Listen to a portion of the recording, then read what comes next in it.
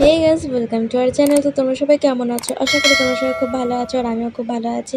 নিয়ে চলে এলাম নতুন একটা ব্লগ ভিডিও তোমাদের জন্য। হ্যাঁ, এখন কদিন ধরে কন্টিনিউ ভিডিও দেওয়া হচ্ছে, তোমরাও দেখছো। আবার কখনো কন্টেন্টের অভাব পড়বে, তখন আবার হয়তো 2-3 দিন বাদেও দিতে পারি। যাই হোক, আসলে অনেক কাজ আজকে আমার। আজকে বলে না, এখন প্রায় করতে হচ্ছে। আগের ভিডিওটায় তো বলেছিলাম বাড়িতে কেউ নেই, মানে মা যেহেতু নেই, তার জন্যই আমাকে সব কাজ করতে হচ্ছে। বাড়িতে কেউ থাকুক চাই না থাকুক, মা থাকলে পরে তো মাই সব করে। আমাকে তো আর এত কাজ করতে হতো না, করতাম মায়ের হাতে হাতে যেটুকু করে দেওয়ার হেল্প, সেটুকু আমি করে দিতাম।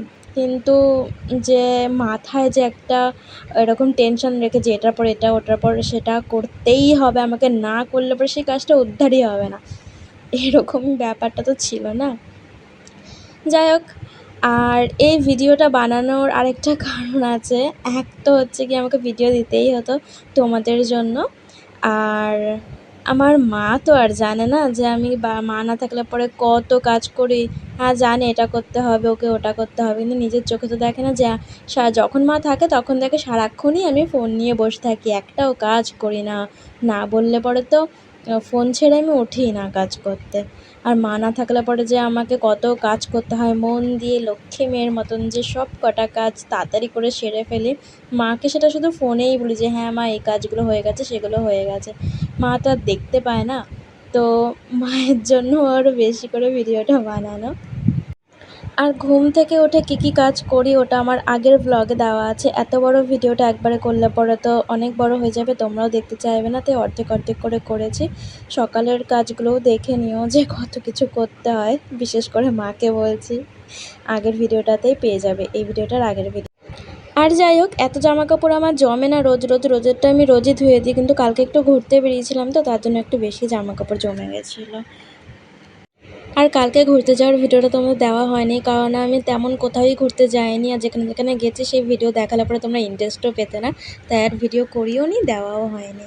তো যাই হোক, স্নান টান করে তারপর আমি বেরিয়ে আসলাম। এরপর কিন্তু জামা কাপড়গুলো আমি মেলে দিচ্ছি আর রান্না বান্না করবো। রান্না বান্না বলতে হচ্ছে গিয়ে আমার পাশেই ঠাম্মির ঘর আছে, তো পিসিও আছে। আমি আজকে শুধুমাত্রই ভাত রান্নাটা করব।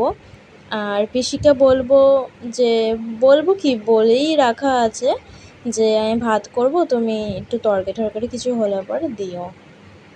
তো আজকে পিসি কী করেছে, মানে এটা আমার ম্যাক্সিমাম বলাই থাকে যে আর পিসি জানে যে আমি ভাত রান্না করে রাখি, কিন্তু আজকে আর পিসি জিজ্ঞেস করেনি যে আমি ভাত রান্না করেছি কি করিনি। আমি জানি যে পিসি তো জানে, তাই আমি কিছু বলিনি। আমি তো ভাত রান্না করেছি, পিসি তো শুধু তরকারি দিয়ে যায়, আজকে ভাতও দিয়ে গেছে।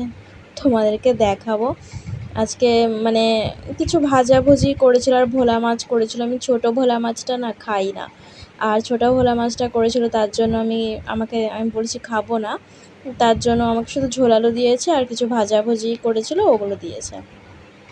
কিন্তু আমার এখনও পর্যন্ত দেখো, আমি ভাত বসাবো, চাল নিচ্ছি, এই ভাতগুলো এখনও পর্যন্ত রয়ে গেছে। পিসি যেটা দিয়েছে ওগুলোর মধ্যে মানে তরকারি সব দিয়েছিলো তো, আর ভাজা দিয়েছিলো, তেল ঠেল লেগে গেছিলো, তার জন্য ভাবলাম যে থাক, আমি যে ভাতটা রান্না করেছি ওটা তো একদম গামলাতেই রাখা রয়েছে, ওটা থাকুক, রাতে খেয়ে নেব। আর যেটা পিসি দিয়েছে বেড়েছে আমার জন্য, ওটাই আমি খেয়ে নিই। আমার নাম করে বেড়েছে তো খেয়ে নিই, তো ওটাই খেয়ে নিয়েছি। এবার রাত্রির বেলার দিকেও একটুখানি বাইরে বেরিয়েছিলাম, মানে বাজারে কিছু টুকটাক কেনার ছিল, ওগুলো কিনতে।